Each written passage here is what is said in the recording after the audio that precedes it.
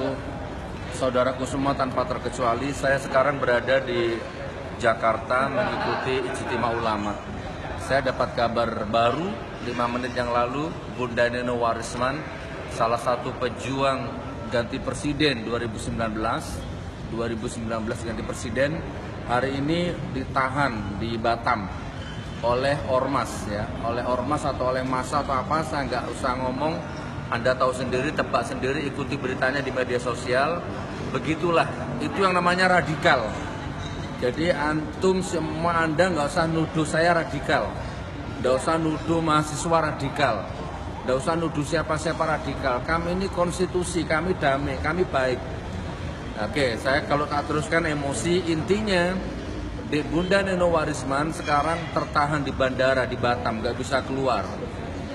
Lebih 1 jam ya. Diintimidasi, dipersekusi oleh siapa?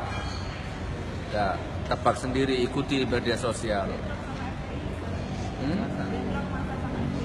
FPI, ya saya dengar. Jadi yang menghadang ini sekarang bentrok sama FPI. Ya intinya jatuh korban. Saya nggak mau memperkeruh suasana, nggak mau adu domba, tapi 2019 ganti presiden. Ya. Sabar Bunda Neno Warisman, kami bantu doa ya. Bantu doa, bantu ikhtiar, bantu apa.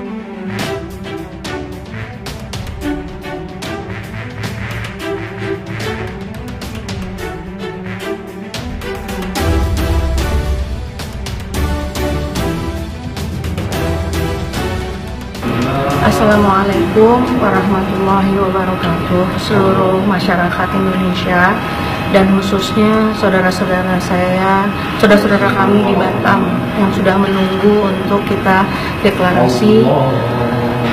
Saat ini saya masih ada di bandara dan ada di musola dan belum tahu seperti apa.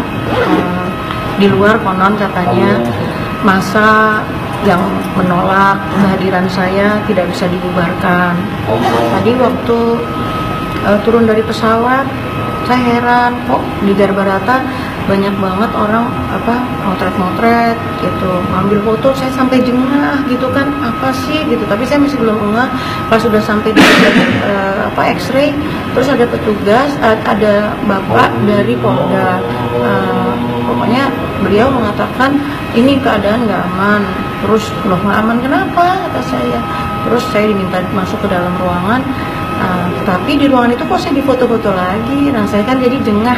Terus saya keluar, saya bilang enggak, saya ini.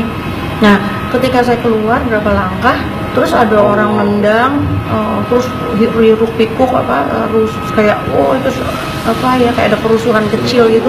Terus orangnya diamankan. Terus begitu saya melangkah keluar lagi, terus massa berteriak-teriak, katanya ada pokoknya teriakan kayak pengkhianat apa ini NKRI atau apa gitu. Saya sedih banget.